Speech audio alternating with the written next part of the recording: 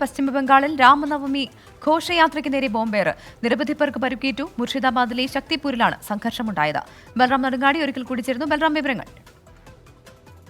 പ്രവിത, ഇന്ന് രാമനവമിയുമായി ബന്ധപ്പെട്ട് ഘോഷയാത്രയ്ക്കിടെയാണ് പശ്ചിമബംഗാളിൽ വീണ്ടും സംഘർഷമുണ്ടായത്.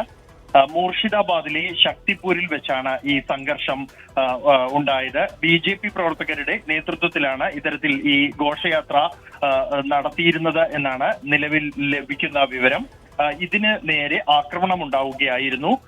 ഈ ഘോഷയാത്രയ്ക്ക് നേരെ ബോംബേർ ഉണ്ടായി എന്നാണ് റിപ്പോർട്ട്. ഇതിന്റെ ദൃശ്യങ്ങളും പുറത്തു വന്നിട്ടുണ്ട്. അതേസമയം തിരിച്ചും ആക്രമണം ഉണ്ടായി എന്നും ഉള്ള ആരോപണവും ഉയരുന്നുണ്ട്.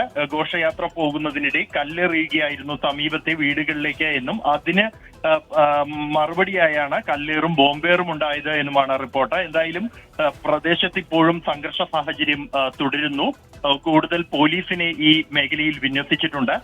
ഇന്ന് പലയിടത്തും ഈ ഘോഷയാത്രയ്ക്ക് അനുമതി നിഷേധിച്ചത് വലിയ വിവാദമായിരുന്നു. തെരഞ്ഞെടുപ്പിനിടെ ഇത്തരത്തിൽ ഘോഷയാത്ര നടത്തുന്നത് അക്രമ സംഭവങ്ങൾക്ക് കാരണമാകുമെന്നത് കാരണം ചൂണ്ടിക്കാട്ടിക്കൊണ്ട് പോലീസ് ഘോഷയാത്രയ്ക്ക് അനുമതി നിഷേധിച്ചിരുന്നു. കഴിഞ്ഞ വർഷവും രാമനവമി ഘോഷയാത്രയ്ക്കിടെ പശ്ചിമ ബംഗാളിൽ വ്യാപകമായ ആക്രമണങ്ങൾ, ഏറ്റുമുട്ടലുകളും ഉണ്ടായിരുന്നു. ദിവസങ്ങളോളം ഈ സംഘർഷം തുടർന്നു നിൽക്കുന്ന സാഹചര്യവുമുണ്ടായി. സമാനമായ സാഹചര്യമാണ് ഇത്തവണയും മുർഷിദാബാദിലെ ശക്തിപൂരിൽ ഉണ്ടായിരിക്കുന്നത്. വലിയ ആക്രമണം തന്നെയാണ് പരസ്പരം ഉണ്ടായത്. നിരവധി പേർക്ക് പരിക്കേറ്റിരിക്കുന്നു എന്നാണ് നിലവിൽ ലഭിക്കുന്ന വിവരം. പ്രവിത. ശരി, ബൽറാം നെടുങ്ങാടിയാണ് വിവരങ്ങൾ നൽകിയത്.